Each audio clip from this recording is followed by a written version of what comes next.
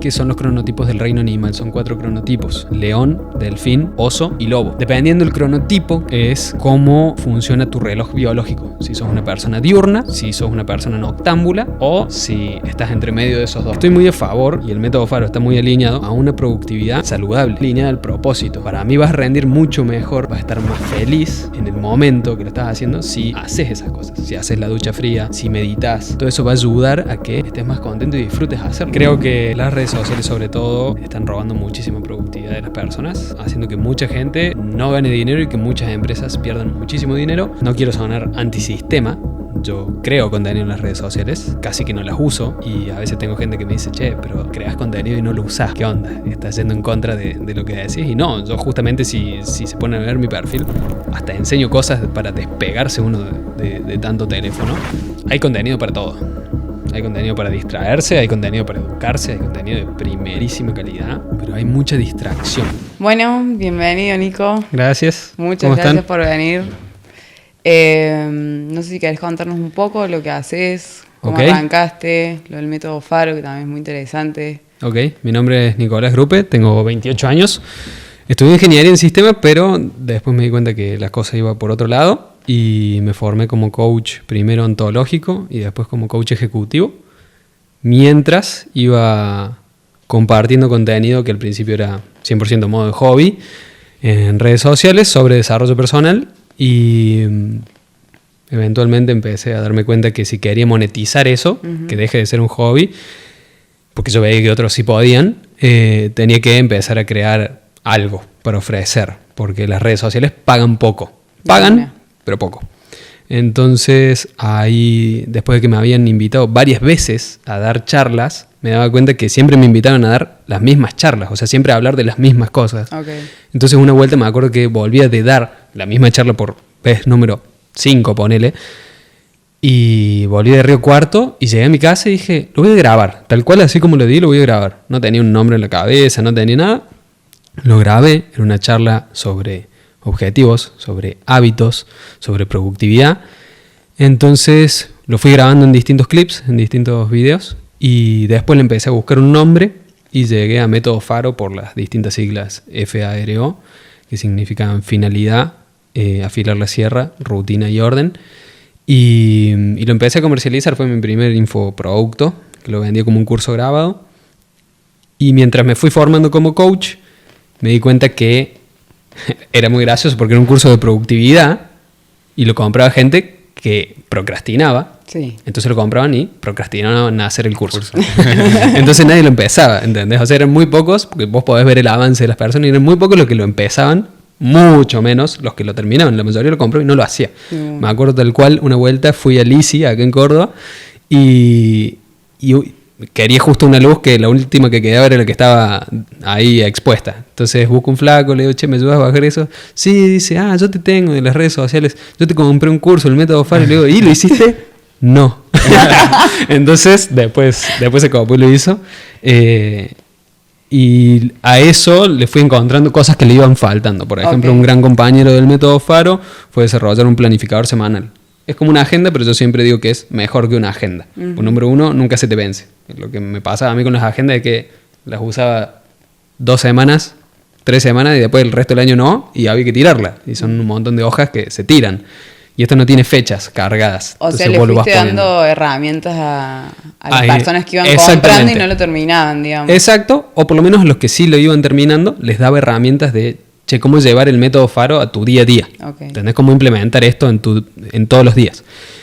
Y lo último que hicimos fue agregarle un montón de cosas que yo fui aprendiendo desde esa vez que grabé por primera vez. Aprendí un montón de cosas más y me di cuenta que sí, uno puede aprender de productividad, pero si no tiene un trabajo de desarrollo personal profundo, si no sabes bien por qué estás haciendo eso que estás eligiendo hacer, no hay curso de productividad que te ayude sin que esté alineado a algo más grande. Porque vas a ser productivo por 2, 3 semanas, 1 mes, 2 meses, y después esa motivación se va a ir. ¿Y qué pasa cuando se va? O sea que no hay un rango, porque viste que a veces dicen, bueno, hacelo 2 semanas para que realmente, eso que dicen, ¿viste? ¿Para desarrollar un hábito? Claro. No existe eso. Eso, de hecho, hay muchos libros que te lo van a decir, lo que se creía antes, y de hecho está en El monje que vendió su Ferrari, era que necesitabas 21 días sí. Para incorporar un hábito. Después el mismo autor Robin Sharma en el Club de las 5 de la mañana, que sale muchos años después, como 20 años después, muestra otro estudio que hacen falta 66 días para automatizar un hábito. Y James Clear saca el libro Hábitos Atómicos, sí. Y él dice, la verdad va a depender del hábito y de la persona. Bien. No de cuántos días. Claro. Levantarte a las 5 de la mañana, si tu cronotipo, es algo que podemos hablar después, si tu cronotipo no es, no sé, cronotipo león o cronotipo delfín, después entramos en detalles si quieren, por favor. No hay forma que nunca automatices levantarte a las 5 de la mañana. Claro, sí. ¿Entendés? Porque tu biología va en contra de eso. Entonces nunca va a estar automatizado. En cambio, no sé, tomar más agua, si estás acostumbrado a tomar gaseosa, y quizá tomas un mes agua en vez de gaseosa que te forzaste, y después ya ni siquiera necesitas la gaseosa. Voy a poner un poco de esfuerzo cada día. Sí, sí. Y va a depender del hábito y de lo que estés haciendo y de si eso va alineado con vos. Entonces hay muchas cosas por aprender antes de llegar a esa parte de productividad. Entonces eso fue lo último que le agregué al método Faro, que es todo ese primer gran paso de introspección, entender sobre creencias, realidad, cómo funcionan los pensamientos, cómo funciona la mente, cómo funcionamos, que somos un ser holístico, no somos solamente una cosa y no estamos solamente abocados a una sola área. Entonces hacemos un montón de cosas y lo que nos pasa en nuestra casa lo llevamos al trabajo y lo que pasa en el trabajo lo llevamos a la casa. ¿Sí? Muchos te diferencian vida personal y profesional como si fueran dos vidas distintas, pero son una sola persona, digamos. Entonces todo eso se lo agregué, y para que no pase de vuelta que las personas lo compraban y no lo hicieran, le agregamos acompañamiento. Entonces yo soy parte de ese acompañamiento y también tengo gente de mi equipo que se encarga de darle seguimiento y acompañamiento a las personas para empujarlos a, hacelo. ¿Sí? Siempre les recordamos que ellos entran por voluntad de ellos, porque ellos quieren un cambio, no lo tienen que hacer por nosotros, y nosotros no lo podemos hacer por ellos, porque son ejercicios que son para uno. Entonces eso es hoy en día el método Faro, que es lo que más ofrecemos. Perfecto.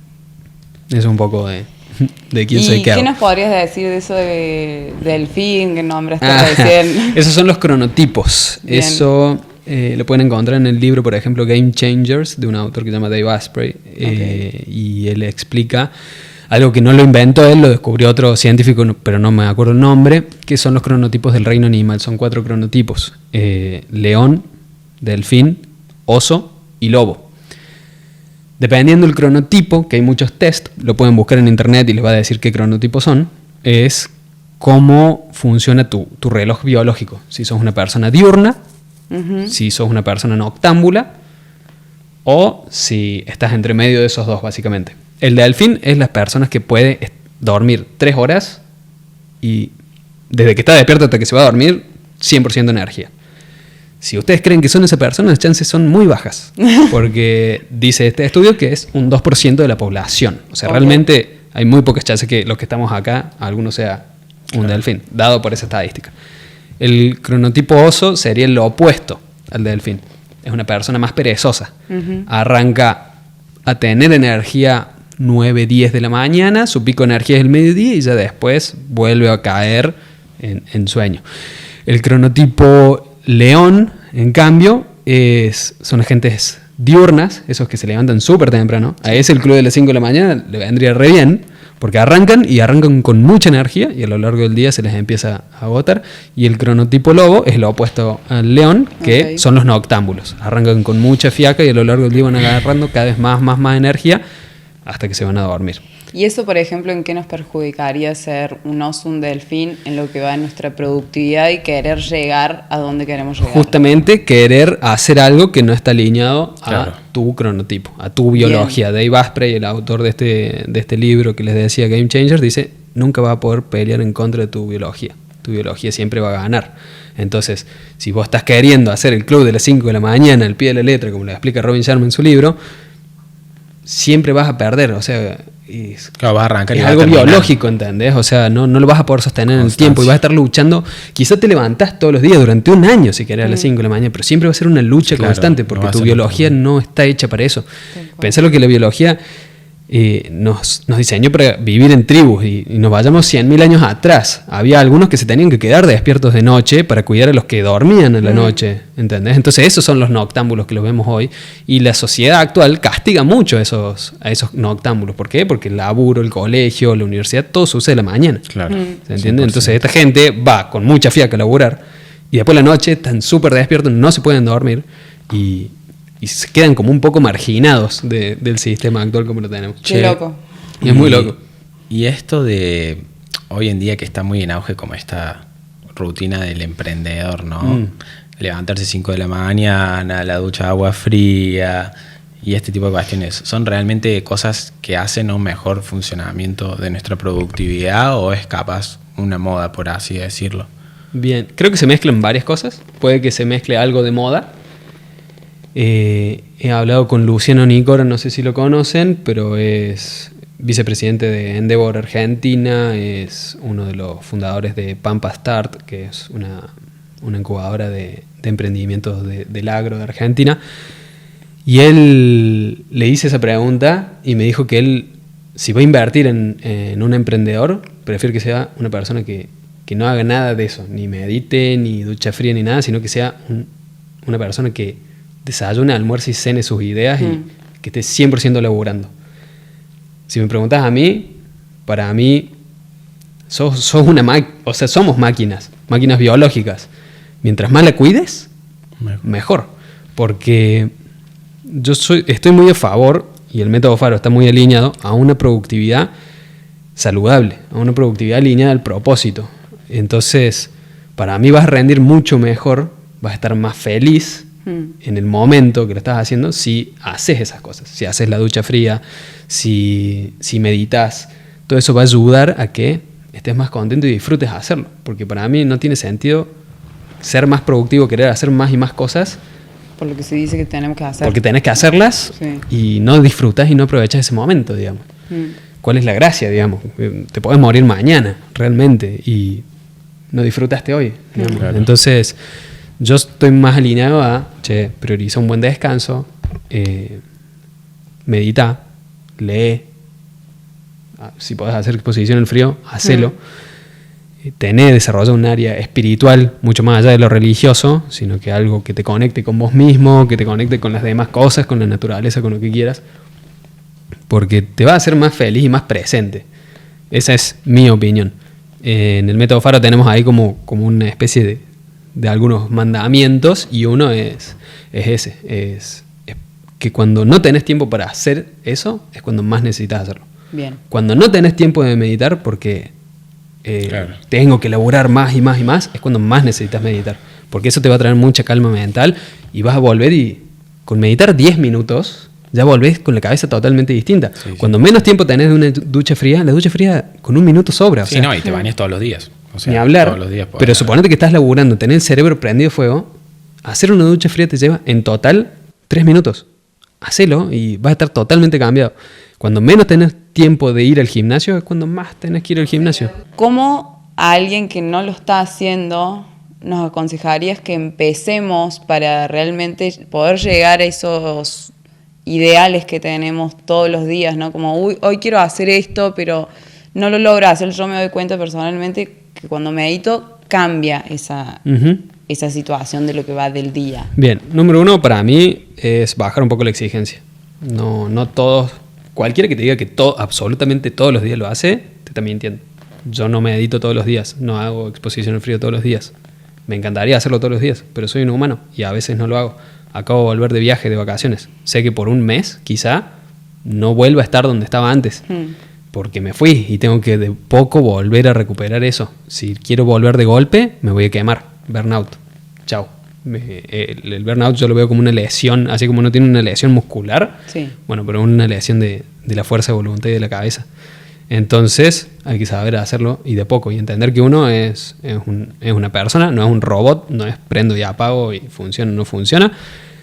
Y de hecho hay un filósofo estoico que tiene una frase que dice: recuerda que estás hablando con una buena persona. O sea, cuando vos mismo te estás castigando de no, que hoy no medité, que hoy no fui al gimnasio, que hace una semana que no voy al gimnasio, que hace un mes que no voy al gimnasio, recordá que estás hablando con una buena persona, estás haciendo lo mejor que podés.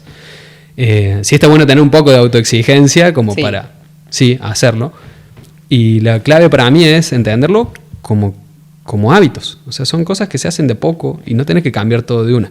Si van a mi perfil en Instagram, tenemos ahí unas historias destacadas sobre algo que le llamamos el Faro Challenge. Son 30 días de 6 cosas para hacer. Leer 15 minutos, meditar 15 minutos, aprender algo nuevo en 15 minutos, ejercitarse 15 minutos, agradecer 3 cosas y planificar tu día. Bien. Son 6 cosas, en total te lleva 1 hora, hora y cuarto, como mucho, en tu día. Fíjate que es 1 hora que te lo dediques a vos. Y eso cambia totalmente. Y justamente esos pequeños hábitos, y así 15 minutos como mínimo, ya cambian y marcan muchísimo la diferencia.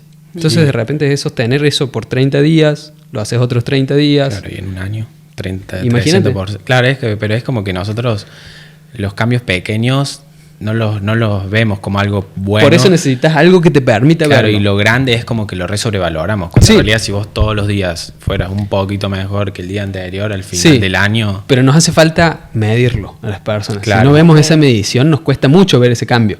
Entonces, en mi perfil hay unas plantillas justamente de eso para que vos vayas tachando cada día. Cuando vos vas tachando, el cerebro dice... No me puedo dar de baja ahora, o sea, ya avancé 15 días, me quedan 15, me queda la mitad. Entonces te da fiaca no cumplir con un día.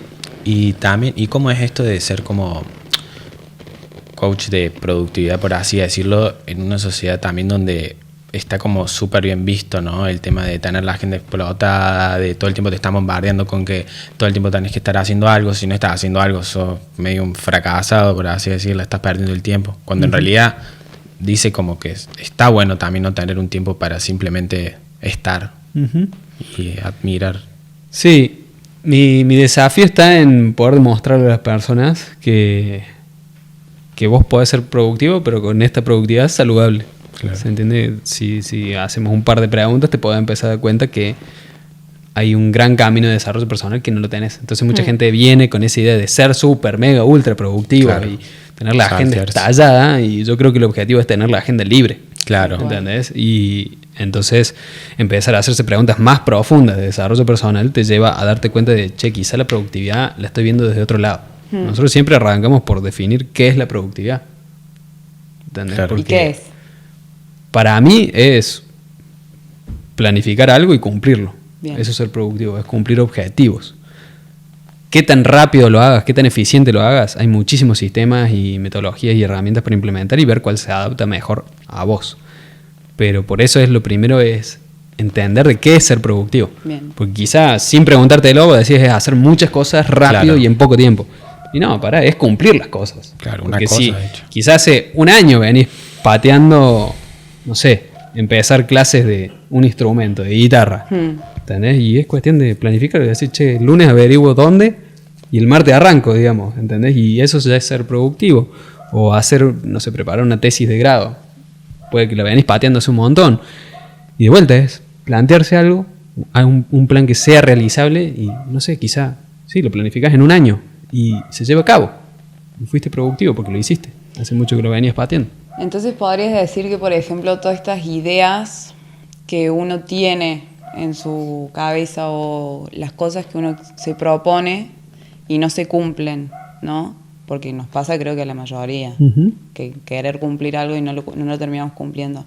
Es porque nos vamos muy arriba, digamos, de lo que sería nuestro día a día y que ahí es que nos frustramos y decimos, bueno... Esa es una de las razones. Plantearse metas súper altas hace que sean inalcanzables. Entonces te frustras porque no llegás, ¿sí? Y la abandonás. Entonces si hay una meta que tenés que es muy alta, no la dejes de lado, pero fraccionala como en algo que sea escalado llegar ahí. Bien. Lo pienso a nivel números, no sé, económico. Una persona que no viene ganando nada y quiere de golpe ganar, no sé, $10,000. Y quizás si no venís ganando nada es un montón. Te frustres, porque no creo que lo alcances en un mes, ¿sí? Pero si vos te planteas el primer mes llegar a $500 y el siguiente mes llegar a 1000, y el siguiente, ir avanzando, eventualmente vas a llegar. Y te planteaste submetas más alcanzables. Bien. Esto es como ir a un buen nutricionista. Siempre pongo este ejemplo. Ir a un buen nutricionista, el nutricionista bueno, no agarra, te sentas y te dice, ¿cuál es tu objetivo? Ah, bueno, acá tenés. Sino que te dice, tráeme un registro de una semana tuya de cómo te alimentas. Claro, el registro, ¿sí? claro. Entonces, ese registro es el primer paso de la planificación semanal. No planificar, sino tener un registro de qué estás haciendo en una semana. Claro. Entonces, la primera semana no planificas. Decís, lunes. Hoy es lunes a la noche. ¿Qué hice? Me levanté a tal hora, fui al trabajo de tal hora a tal hora, ejercité a tal hora y usé el teléfono acá. Claro, y dejé un registro. Te roba el tiempo. Llega el domingo y ves la semana y decís, con razón. Y acá están las cosas para mejorar. Entonces, la siguiente semana planifico en base a lo que quiero cambiar de esta. ¿Se entiende? Entonces, al principio es usarlo como agenda, es llevar un registro de tu tiempo y después empezás a sumar estas cositas de, bueno, empecemos a controlar hábitos. Entonces, a la planificación le sumas controlar hábitos. Y después, cuando ya lo tenés aceitado, sumemos ahora plantearme objetivos e ir semana a semana viendo qué puedo hacer para ir cumpliendo esos objetivos. Bien. ¿Se entiende? Entonces, es todo ese hábito de ir armando el hábito de la planificación. 100%. Porque si no, sí, no lo vas a hacer nunca. ¿Y vos crees que o sea, porque viste que hay gente que esas cosas las tiene como tan incorporadas que es como que eso se nace, se hace? Entiendo que se hace, pero digo, ¿hay gente más predispuesta a ese tipo de cosas? Quizá tenés, sí, personas más predispuestas en el sentido que son personas más disciplinadas. Claro, la Suponete. disciplina. Nos podremos meter en temas más profundos como diseño humano. Hay algunos tipos de diseño humano que están más predispuestos a ser personas con más voluntad que otras. Claro, Entonces puede que haya algunos que están un poquito más predispuestos, pero es para cualquiera.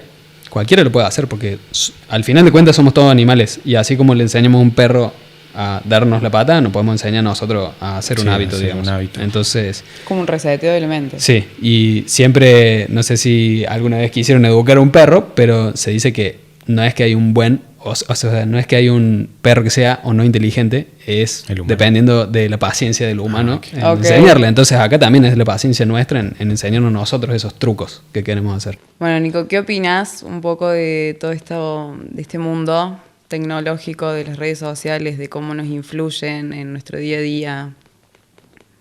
Creo que las redes sociales sobre todo y también los teléfonos están robando muchísima productividad de las personas, están haciendo que mucha gente no gane dinero y que muchas empresas pierdan muchísimo dinero.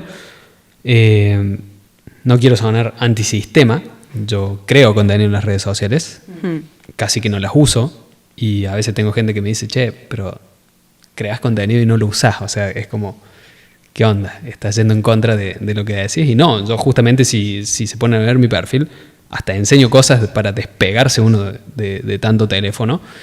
Hay contenido para todo. Bien. Hay contenido para distraerse, hay contenido para educarse, hay contenido de primerísima calidad. Pero hay mucha distracción, eso es lo que genera. Y genera mucha dopamina. Y la dopamina es un neurotransmisor. Neurotransmisor es una sustancia que se libera entre una neurona y la otra. Es la forma en que se pasa la información de una neurona a la otra. Y este es un neurotransmisor que altera mucho a las neuronas. Y las satura mucho de información. Entonces es como que cuando pasa la dopamina, dicen, che, voy a cerrar un par de receptores de dopamina para la próxima porque me alteró mucho. Entonces cada vez necesitamos más para sentir lo mismo que sentimos antes. Claro. Entonces genera como una dependencia y una adicción. A diferencia de otro neurotransmisor como la serotonina, por ejemplo, que no genera tolerancia, no estimula y revienta tanto las neuronas, sino que pasa piola. Y eso sucede con la felicidad, por ejemplo. Ahí está la principal diferencia entre placer y felicidad. El placer genera dependencia y genera dopamina. La felicidad no, genera serotonina. Sí, y es una comunicación, por así decirlo, más linda entre las neuronas y que lo quieren sostener. Entonces, ¿cómo diferenciar entre placer y felicidad?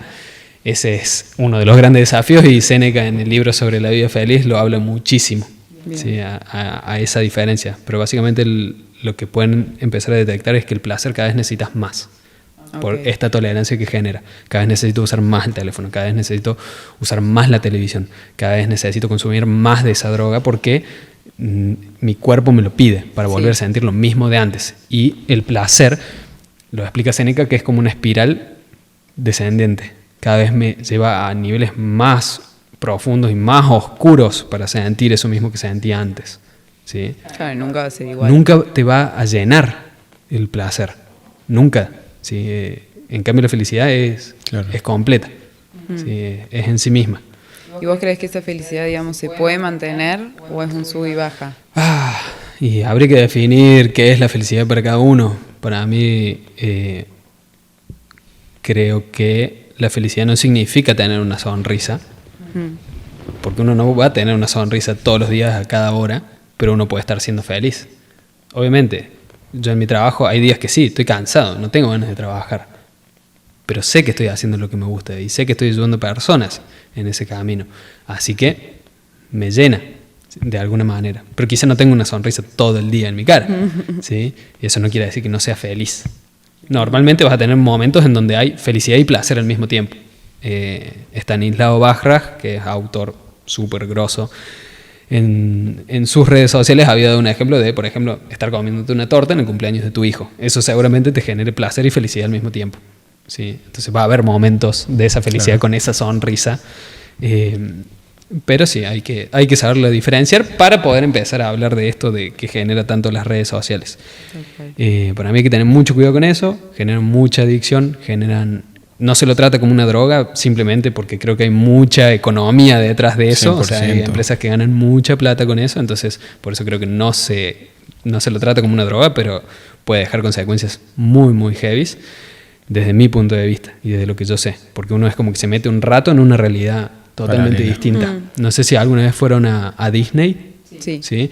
¿Entraron alguna vez a algún simulador? No sé, por ejemplo, de Avatar o no sé si en Universal a los de Harry Potter, algo así. Sí. ¿No les pasa que de repente realmente están ahí? Es bizarro. ¿Cómo haces para que la parte más primitiva de tu cerebro entienda que eso es un chiste? De que es un juego, nada más. No hay forma de explicárselo. Lo mismo pasa con las redes sociales. Vos estás y ves una historia y se lo toma como real. Y ahí inmediatamente pasa otra cosa nada que ver. Claro, No sé, estás viendo una persona en la playa y de repente pasas una persona que está esquiando, por ejemplo. ¿Sí? Y una persona que te enseña de algo y otra persona que te muestra una receta de cocina. Y es mucha cosa que el cerebro lo toma como, esto es real, pero de repente estamos haciendo esto otro, pero de repente estamos haciendo todo esto otro. Y pasan muchas cosas a nivel biológico en tu cuerpo que es como que tu cerebro piensa que estás como en una maratón, que estás haciendo de acá para allá, de cocinar, a esquiar, de la playa y un montón de cosas que después salís del teléfono y quedas así como, que acaba de pasar. Y es porque no entiende qué pasó, ¿entendés? O sea, de repente estábamos haciendo un montón de cosas, pero el cuerpo estuvo quieto. Imagínate si arrancas así y terminas así cada día, todos los que días. Es lo que hacen la mayoría de las personas 100%. que duermen con el teléfono al lado. Y lo primero que hacen es entrar a las redes sociales y antes de irse a dormir, lo último que ves son las redes sociales. Oscuro. Le diste esa maratón mental al cerebro, que es una locura. Y hay un libro que se llama Dopamine Nation, o Generación Dopamina, lo pueden conseguir en español, que justamente explica que la dopamina es como un péndulo, ¿sí? Un péndulo es algo que agarramos, lo soltamos y va a ir hacia el lado opuesto, ¿sí? Mientras yo más me meto en las redes sociales y las uso y demás, genera como esta sensación que genera la dopamina, que es como media negativa, ¿sí? Pero al principio yo siento placer, por eso la estoy usando, ¿sí? Entonces es como un péndulo, acá están las emociones negativas, podríamos decir, y acá está la felicidad, ¿sí? Entonces yo siento que estoy haciendo cosas lindas, pero después ese péndulo, cuando dejo de usarlas, cuando apago el celu, va para el otro lado. Entonces siento lo mismo que sentí en placer, lo siento como en dolor, por así decir, ¿sí? Cuando esté acá, voy a querer volver a sentirme así. Entonces voy a querer agarrar de vuelta en las redes sociales y usarlas para sentirme mejor. Y eso me va a llevar de vuelta cada vez más. Y así cada vez peor. Y así cada vez peor. Es esa espiral descendente que les decía hace un rato. ¿Y algún par de hacks o tips que puedas... ¿Para evitar eso? Y sí, un poco, ¿no? Porque siento que está cada vez más profundo, ¿no? Y el déficit de atención, el estar ansioso. Bien, hay muchas cosas que a nivel celular puedes hacer. Por ejemplo, limpiar a las personas que seguís y las personas que te siguen. Cada tanto está bueno, como para ver, realmente juzgar, che, ¿qué estoy siguiendo? ¿Qué estoy viendo? Claro. ¿Qué quiero ver? Educar mucho a la plataforma. Vos a cada video que te parece le podés decir, che, esto me gustó o esto no me gustó. Es decir, no me lo muestres más, ¿sí? Además de eso, yo les recomiendo borrar todas las redes sociales que puedan del teléfono.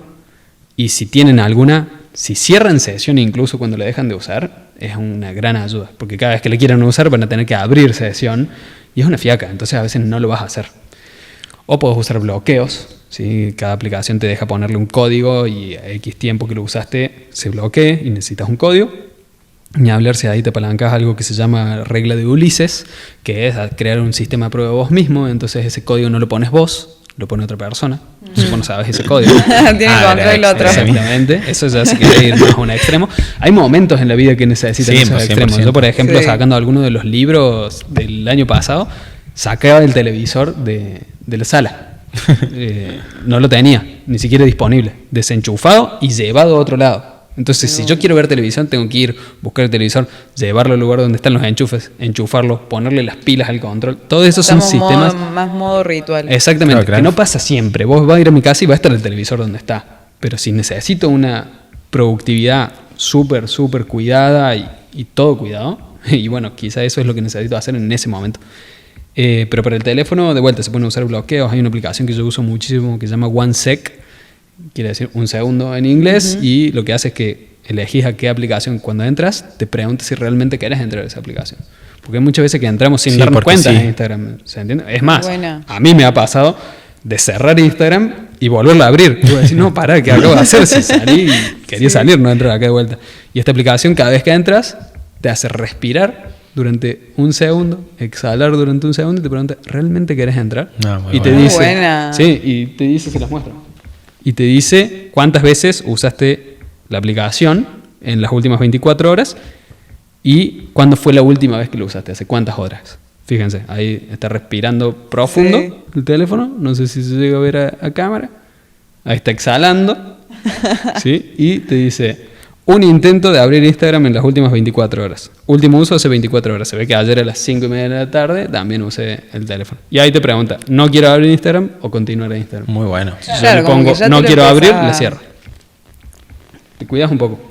Ya te lo empezás a plantear. También yo tengo acá el tiempo de uso de pantalla. Claro, sí, yo también. Sí. Y normalmente mi celular está en blanco y negro. Ahora no está en blanco y negro porque de vacaciones lo uso a color. Y Lucas se ríe. Yo lo tengo en blanco y negro, también por el minimalismo y todo eso. Volví de vacaciones, no lo hice, así que lo voy a hacer ahora mismo, porque si no después me cuelgo. Ahora sí está en blanco y negro. Normalmente siempre lo uso en blanco y negro el celu. Así es, menos adictivo. Esos son como pequeños hacks. O sea que los colores son más adictivos. Sí, cada color está pensado. Mira. El color rojo de las notificaciones está hecho para que te moleste, te llame la atención. Hay algo rojo ahí y encima con un número. Peligrosísimo. Che, interesante. Y me quedó un poco, o sea, entre todo lo que hablamos, tema hábitos, tema felicidad, ¿se puede construir el hábito de la felicidad o del bienestar? Creo que eso viene muy ligado a los pensamientos, porque hay pensamientos que nos van a tirar muy abajo, hay pensamientos que son medios negativos, hay pensamientos que son medios deprimentes, ¿sí? Y los pensamientos también son hábitos.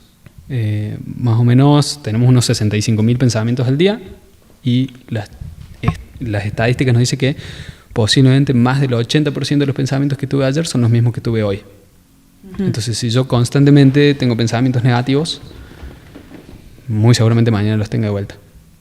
¿Sí? En un momento muy heavy mío del año pasado, mi cabeza era puro pensamiento negativo y estaba en algo que me costaba salir muchísimo. Me levantaba y desde que sonaba la alarma empezaba a decir, no quiero levantarme, no quiero que embole volver a arrancar el día a hacer lo mismo que estaba haciendo ayer.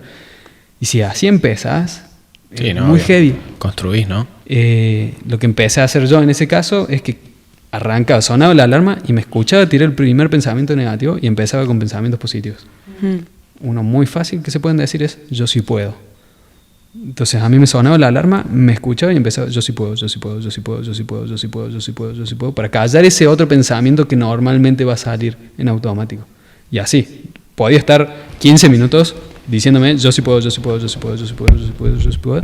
Y es una locura cómo funciona la cabeza, porque vos le empezás a chipear con pensamientos positivos y empezás el día de otra manera. 100%. Arrancar el día con agradecer 3 simples cosas cambia muchísimo el día. Son 3 simples cosas. Gracias porque tengo un nuevo día, por ejemplo. Gracias porque dormí en una cama. Gracias porque tengo comida en la heladera. gracias porque tengo un techo sobre mi cabeza, gracias porque tengo abrigo. Son cosas muy simples, pero que las damos por hecha y que podrías perder tranquilamente al otro día. Sí, gracias porque 100%. Tengo una familia, gracias porque me siento bien, gracias porque tengo salud. Y creo que también, ¿no? Estamos en una época un poco donde se juzga un poco, entiendo, ¿no? Pero esto del yo sí puedo, porque realmente, ¿no? O sea, nosotros somos capaces de construir la realidad en la cual queremos vivir y es una realidad. Pero viste como que se comiquiza o se, como el que dice yo puedo, o sea, vos realmente podés, cuando es una realidad, ¿no? O sea, salvo que tengas situaciones extraordinarias, que obviamente hay gente que no, pero si medianamente naciste con ciertas herramientas. Por ejemplo, me encanta la Fórmula 1. No creo que yo vaya a ser corredor de Fórmula 1 en esta vida, porque que ya se me pasó esa chance. ¿Sí? Entonces, por más que yo me repita, yo sí puedo, la veo difícil ser corredor de Fórmula 1. Pero sobre otras cosas en la vida es muy posible que sí. 100%. Quizás no soy corredor de Fórmula 1, pero algún día me compro un auto de rally y corro el rally, por ejemplo. ¿Cuál? Sí, no, yo sí puedo vivir una vida plena, ¿entendés? Total. Yo sí puedo tener una agenda organizada. Sí, al principio estamos hablando de los años 30, años 20, 1920 por ahí, época de Dale Carnegie, Napoleon Hill, mucho antes de Brian Tracy, que es el que ha popularizado mucho de estas frases como el yo sí puedo, o siento que algo maravilloso va a pasarme hoy, o un montón de frases que se popularizaron con sus videos. Al principio el desarrollo personal era eso, 100% mentalidad y pensamientos. El libro Piense y hágase rico de Napoleon Hill. ¿Cómo se llama, perdón? Piense y hágase rico. Okay. Y de hecho, el autor te deja algo escrito en la introducción de la clave está mucho antes de lo que vos pensás, te dice. Que quizá no lo leas, no lo encuentres esta primera vez, pero te vas a dar cuenta. Y es porque la clave está en la palabra piense. Piense y hágase rico. Arranca con el pensamiento. Es un libro totalmente escrito desde el poder del pensamiento, de lo que puede generar el pensamiento. Ahora, ese tipo de desarrollo personal, si yo todos los días me repito, yo sí puedo, yo sí puedo, yo sí puedo, o yo sí puedo tener una casa grande en tal barrio, no es que por pensarlo va a pasar. No, hay que ser. Posiblemente, si lo pensás lo suficientemente bien, si haces visualizaciones, si te concentras solamente en el lado mental, de crearlo en tu cabeza y crearlo real, quizá pase. Pero quizá pase de acá 10 años, 15 años. Claro. Entonces, el desarrollo personal de autores más actuales, vamos a Robin Sharma, por ejemplo, te dice, che, la mentalidad todo bien, pero es un pilar. Hay muchas más cosas que podemos hacer para que eso no suceda de acá 15 años, sino que quizás suceda en 5, en 2. ¿Sí? Entonces, la mentalidad es importantísima, porque si tu cabeza te juega una mala pasada, estás en el horno. Y bueno, ya que estamos acá para aprender, ¿no? Hacks también o tips para tener una mentalidad a prueba de todas las situaciones malas que puedan ir pasando. Cuidar mucho el entorno. Bien. Genial. Fijarse bien con quién te juntas, me parece muy, muy importante. Y juntarte más con personas que te tiren para arriba y no para abajo, que tengan pensamientos positivos y no para abajo, que sean más héroes de su propia historia, protagonistas antes que víctimas. ¿Sí? Eso ayuda bastante, pero sobre todo lo que vos tengas en tu cabeza. Robin Sharma tiene un concepto en el libro del monje que vende su Ferrari que es el jardín de la mente. Habla de que la mente es un jardín súper, súper fértil. Lo que sea que le tires va a crecer. Entonces eso con los pensamientos. Yo le tiro un pensamiento negativo y ese jardín se va a llenar de basura muy rápido. En cambio, si yo le tiro pensamientos positivos, va a ser un jardín muy lindo. ¿Sí? En el que yo quiera estar y en el que esté contento y en el que le pase bien. Entonces, ¿cómo hago eso? Uno de los ejercicios que él propone es el pensamiento opuesto. El pensamiento opuesto es si tengo un pensamiento negativo, si me estoy dando cuenta que tengo un pensamiento negativo, rápido lo cambio por un pensamiento positivo. ¿Sí? Bien. Es difícil llevarlo a la práctica así que lo que yo he hecho es tener un listado de cosas positivas que me gusta pensar. Entonces, si me encuentro pensando cosas negativas, ¿dónde está mi documento? Acá, que lo tengo en un grupo de WhatsApp conmigo mismo, lo abro y está lleno de cosas positivas que a mí me gustan, entonces las pienso y me concentro en eso en vez del pensamiento negativo. Qué lindo. ¿Y cómo podríamos, digamos, cuando estamos con poca energía, ¿no? Y realmente, o sea, uno se siente con poca energía, por más de que pensamientos positivos le pongamos, le reseteemos, no tenemos energía para lo que tenemos que hacer, ya se llame algo que, por ejemplo, una tarde de un podcast, que es algo que a uno le nutre, pero no tenés la energía. Y tenés que hacerlo. Y ahí o sea, creo que hay una línea muy delgada en procrastinarlo. O dejarlo. Creo que hay varias cosas y un autor que les puede ayudar a entender eso es Ali Abdaal, es un youtuber que habla mucho sobre productividad. Tiene un libro que se llama Feel Good Productivity y él ve como que hay distintos tipos de burnout, porque lo que estás describiendo es un burnout, es el sentirse quemado. Sé que tengo que hacerlo, sé que quiero hacerlo, pero no tengo energía para hacerlo. Y pueden haber varias cosas que podemos ver. Cuando hay motivación todo es fácil, ¿sí? Hacemos lo que sea, pero cuando se va, ahí es donde se complica. Entonces, una forma es ver de solucionarlo, de hacerlo por más de que no tenga ganas. ¿Sí? Hay una frase de Arnold Schwarzenegger que a mí me encanta, que es: cuando no tengas ganas de ir al gimnasio, anda al gimnasio sin ganas. Eso puede ser aplicado a cualquier cosa en la vida, ¿sí? Porque muchas veces con ir simplemente aparecen un poco esas ganas, o a veces no. Y James Clear también medio que concluye su libro de Hábitos Atómicos con el concepto de que las personas que realmente marcan una diferencia son las que se presentan incluso cuando no tienen ganas. Pero ¿qué pasa? Hay veces que hasta incluso no tenés energía para hacerlo por más de que no tengas ganas y te fuerces a hacerlo. Y ahí Ali Abdaal lo que explica es algo que le llama el método de desbloqueo. Hay algo que te está bloqueando, mucho más allá de energía física. Hay una razón por la cual no lo estás queriendo hacer. Entonces, ir a preguntarse, irse a reflexionar, que esto muy poca gente lo hace. Agarrar un hoja en blanco y preguntarse, ¿por qué no quiero hacer esto? Y empezar a responderse.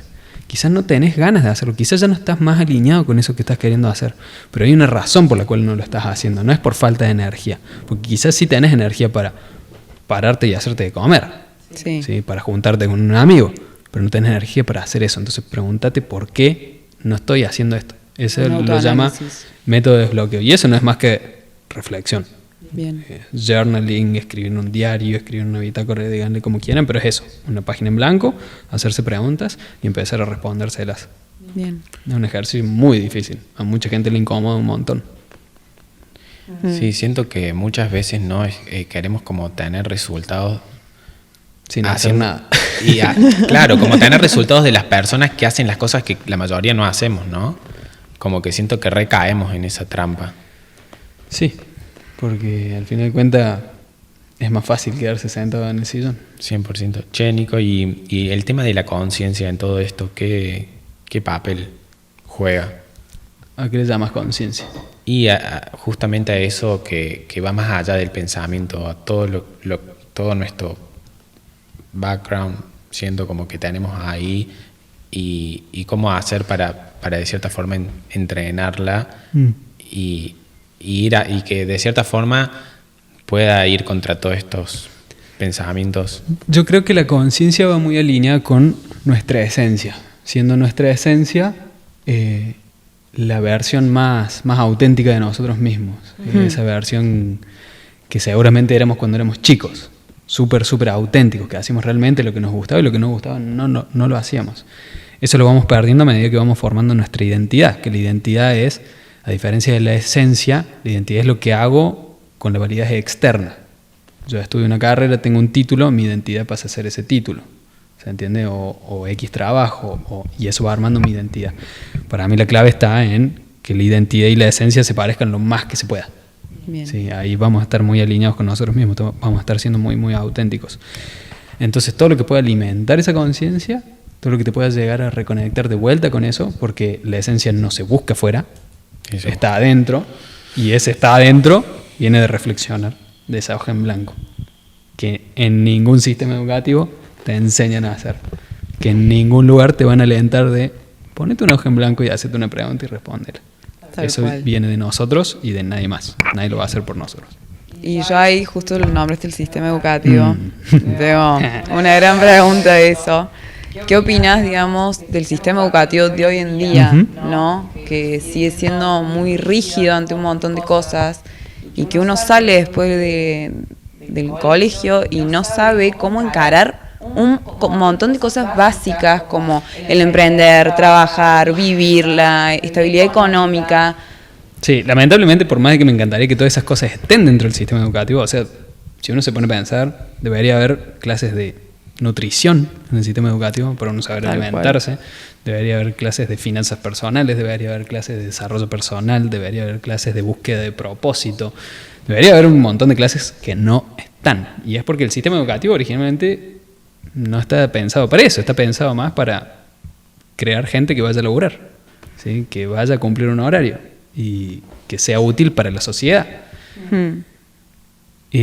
Hace poco, cuando estábamos por empezar el podcast Emprende Mate, fuimos a un evento donde había gente del gobierno de su momento de Córdoba. Y después de que esa persona del gobierno se pasó una hora hablando de lo que habían hecho en su gobierno, estábamos hablando en privado en una sala aparte. Después de que se pasó mucho tiempo diciendo la cantidad de kilos de plástico que habían reciclado y la cantidad de trabajo que había dado, que yo le pregunté, ¿y sobre la educación qué hicieron? Y dice, no, remodelamos todas las escuelas, ahora los chicos pueden estudiar programación, pueden estudiar robótica. Y le digo, ¿y quién les enseña si quieren estudiar programación o robótica? Y se quedó 100% callado. Tuvo mucha suerte esa persona que justo tocaron la puerta y le dijeron, che, vengan, que tienen que subir, porque se quedó en blanco. El tipo después se dio vuelta, no sé quién es al día de hoy. Y eso culpa mía, porque no me meto nada en política y no me meto nada en ver noticias ni nada. Debería saber quién es esa persona, porque creo que tenía un cargo importante. Pero se dio vuelta y me dice, es muy difícil que me hagan un gol, y me lo hiciste. Así que, de una. Pero eso, qué sé yo, estamos castigando un sistema educativo que es muy difícil que cambie, porque es demasiado robusto, porque es lo que funciona para grandes masas. No podemos hacer un sistema educativo para cada persona. Sí, hay lugares increíbles. En Córdoba tenemos una escuela holística, que es una locura, que se llama 4 Elementos, que los chicos, en vez de entrar al colegio e izar una bandera, meditan. ¿Entendés? En el colegio aprenden de astrología, aprenden de diseño humano, de un montón de cosas que voy a decir, che, es una locura. Sí, imagínate.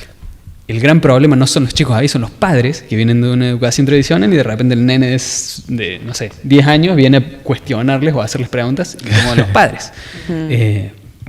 Pero bueno, esas escuelas son muy especiales, muy específicas. No cualquiera va a mandar a sus hijos a ese lugar. Entonces, como está, es lo que hay. De nosotros depende hacer algo por nosotros al respecto. ¿Sí? Nadie nos va a ayudar a desarrollarnos personalmente. 100%. Como que es algo, una tarea nuestra. Che, bueno, y como para ir cerrando, yo vi también que para vos un libro muy especial es el Club de las 5M. Sí, es como el primer libro que escuché, que leíste, o como el que despertó todo esto, ¿no? Y nada, quería saber un poco por qué es tan, si podés contar por qué es tan importante para vos, qué encontraste ahí. Es importante para mí por lo que me marcó. Yo venía de haber estudiado ingeniería, de recién recibirme, de no estar contento con lo que estaba haciendo y de que mi cabeza me decía, yo estudié 5 años, tengo que hacer esto. Y trabajar en una empresa de software y pasar a otra empresa de software que pague un poco más y pasar a otra que pague un poco más. Y ese era el plan, digamos, lo estaba llevando a cabo. Y este libro me hizo darme cuenta que había un montón de cosas que yo no estaba haciendo, que era como reflexionar, cuestionarme cosas, trabajar en mí. El club de las 5 de la mañana, yo hoy no estoy de acuerdo en sí con levantarse a las 5 de la mañana, si no es tu cronotipo y un millón de otras cosas, y entender que el autor es canadiense y no es lo mismo las 5 de la mañana en un país donde arranca en sí todo a las 7 de la mañana y por ende la gente se levanta a las 6 y las 5 es una hora antes de levantarse. Claro. Acá en Córdoba no arrancamos a las 7 de la mañana a laburar, ¿sí? Se arranca a las 9, entonces la gente arranca más o menos los colegios a las 8, se levanta a las 7 por lo general, 6 y pico. Entonces nuestro club de las 5 de la mañana en Argentina vendría a ser el club de las 6 de la mañana, primero que nada. Y después el tema del cronotipo que uno debería ver. Pero lo que sí te enseña ese libro es dedícate una hora a vos. ¿Sí? Él dice, la hora de la victoria, de 5 o 6 de la mañana, dedícatela a vos. Y eso es lo importante, eso es lo que hay que rescatar. Yo ahí me di cuenta que había un montón de cosas que yo no estaba haciendo por mí. Yo estaba haciendo todo por otros, pero nunca me dedicaba a mí, ¿sí? Entonces, ese libro me hizo darme cuenta que yo podía hacer muchas más cosas y que las hacía y veía resultados. Entonces, no considero que sea el mejor libro de desarrollo personal, pero es importante para mí por la emocionalidad que le tengo a ese libro, porque me hizo despertarme, me hizo abrir la cabeza. Y después, bueno, ya que estamos, ya he hecho varios resúmenes de libros, si pudieras recomendarnos 3 libros como para arrancar en todo este mundo. 3 libros para arrancar. Sí, o para arrancar, después seguir y después, o sea, como, no sé, 3 libros que sientas que está bueno que nos encontremos con esa información. Ok, me parece así como 3 libros que... Pasa que hay tantas cosas por leer y tantos libros para recomendar. ¿No? Así que si te tengo que recomendar así como uno solo, que te ayude mucho en el desarrollo personal, quizá, sería Meditaciones de Marco Aurelio. Después de leer muchos libros de desarrollo personal de autores como actuales, y después ir a leer eso, te das cuenta que esa es medio como que la fuente de ellos. Mira. Lees muchas cosas de Robin Sharma, que simplemente parafraseó a Marco Aurelio o a Séneca en el pasado. Entonces, lo bueno que tiene leer Marco Aurelio y no otro filósofo estoico es que él aprendió de todos los otros filósofos estoicos anteriores a él. Entonces su libro es como un gran resumen de lo que es el estoicismo. Y es un libro como una Biblia, digamos. Entonces, hay muchas cosas para leer. Hay muchas cosas para reflexionar, muchas cosas para sentarse a aprender. Así que ese podría ser un muy, muy gran libro. Otro libro que me gusta mucho y se los recomiendo hace un rato es Game Changers, de Dave Asprey. Ese tipo, el título está en inglés, pero el libro está en español. Y ese tipo es la persona que inventó la palabra biohacker. No es el primer biohacker, simplemente él le puso una palabra a eso que eran esas personas.